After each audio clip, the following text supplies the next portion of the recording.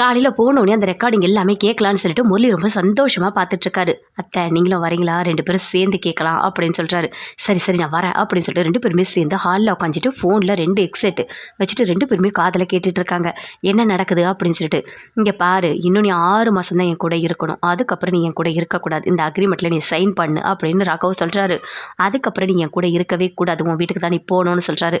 நான் போயிடுவேங்க, அதுக்கு மேலே நான் இங்கெல்லாம் இருக்கவே மாட்டேன் அப்படின்னு சொல்கிறாங்க அபி. இதெல்லாம் கேட்குறாரு. கேட்டோடனே அப்படி சிரிக்கிறார் முரளி.